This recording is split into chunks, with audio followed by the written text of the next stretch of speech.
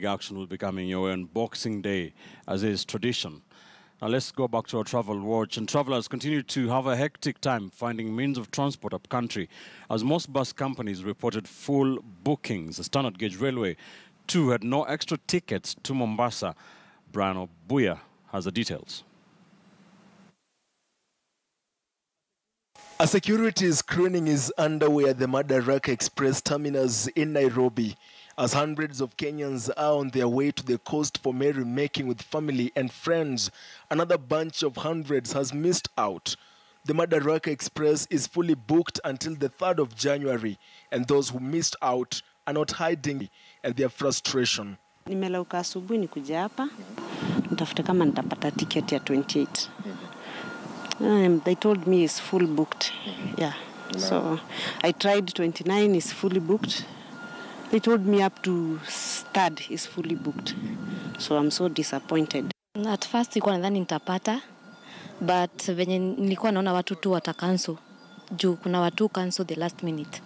Now, that was the situation with those who sought to travel via railway.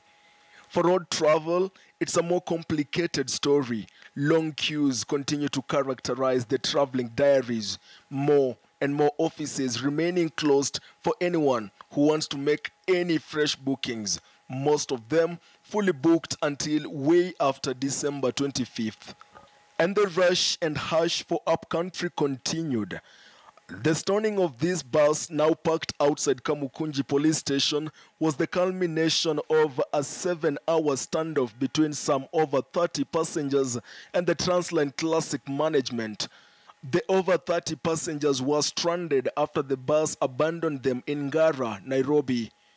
The passengers say the Transline Classic bus carried them from its Afya Center offices before mysteriously stopping in Ngara. According to the passengers, the standoff that lasted 7 hours began when the management asked them not to make bookings, promising to give them their tickets from inside the bus.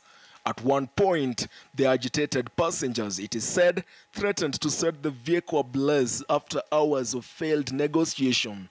People came to book bus tickets 2 weeks ago. Wakawambia kama unaenda Kisii, hakuna haja ya kubook tickets. Utakuja on that material day, you get into the bus and hand cash to the driver. We were here by 5 a.m. and we got into the bus at 5:30, let's say 5:30.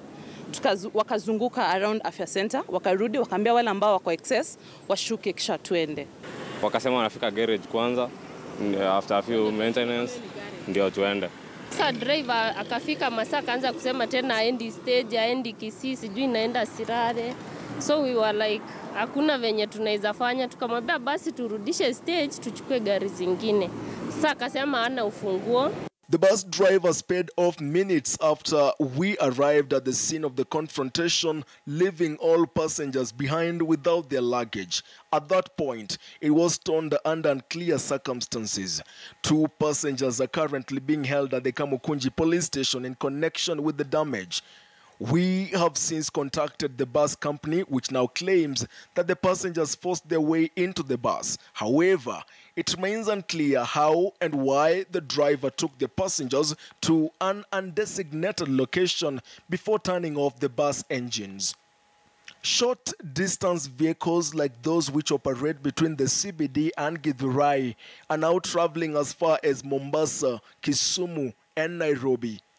Take this Kenya Mpya bus, for example. Today, it will not go to Thika as is the norm. It is on its way to Embu. This Githurai bus traveling kilometers away to Mombasa. The Association of Matatu Operators has issued them with temporary licenses to operate outside their designated routes for a short while. People who are traveling with a temporary TLB, it does not mean that you have been given a temporary TLB, you go and mess on the road.